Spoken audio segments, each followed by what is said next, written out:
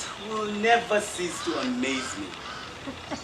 My parents come here with my sister, never to make her citizen.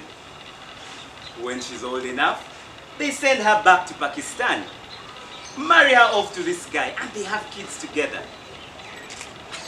Lo and behold, they want to come back. And do you know what? They want to spend the whole day at the Islamic Center. It's a little odd. I know. Why would you have worked in the public defenders if you didn't care about justice? The public defenders have the hottest girlfriends. I'm trying to be serious. I would like to think there's some part of you that believes in right and wrong. I mean, I don't know. Of course. But when it comes to the imam, it's like you don't care. Like you don't think he's human.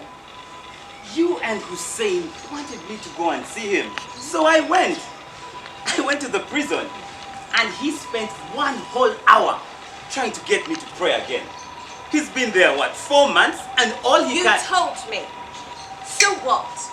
So what? A man who has nothing left except his dignity and his faith is still trying to be useful in the only way he knows.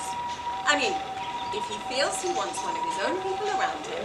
I am not one of his own people. Yes, you are. And in a way that's unique. And that can be helpful to him. Why are you so resistant to seeing that? Can we talk about something else? And why did you hide all that stuff about your mother? I never hid anything like that from you. What was there to hide? My dad. Your dad? He was fine. We bonded over the Knicks and how much we both hated Jim Dolan.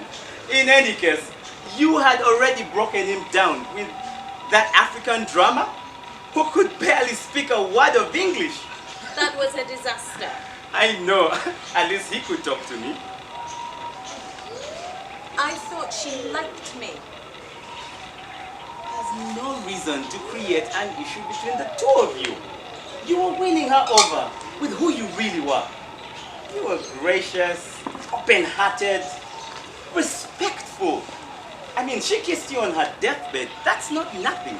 I know. You see, these old people, they cling on to the past. That's their way of dealing with things. But that's not what this country is about.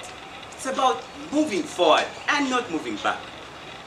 It's also about justice, Amir. Or at least it should be. You're not letting this go. No! You could do so much good in this world. You remember that first summer we were at my sister's house? 2008, of course! That's the first time you told me you loved me. I was telling you for 3 whole months. You were holding out. I wasn't holding out. I didn't know until that weekend.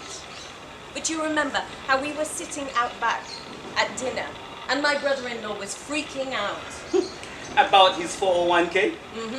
It was all he'd been talking about. The markets for days. Freaking out my sister, freaking out little Connor. Yeah. And you remember when Connor asked at the table, what's going on? And you explained it, the financial crisis, in 2 minutes to an 8-year-old. Using his allowance as a way for him to understand. And he did. And so did I for the first time. I'm a corporate lawyer, honey. These are the things I do. That's my tool in trade. It's not what she said. It's the way you were talking to him.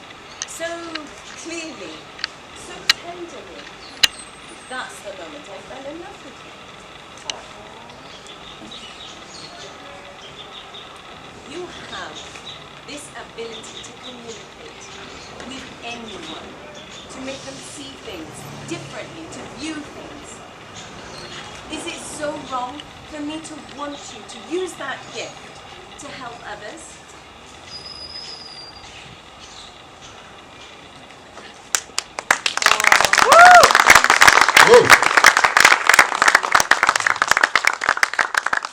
Ladies and gentlemen, you can use some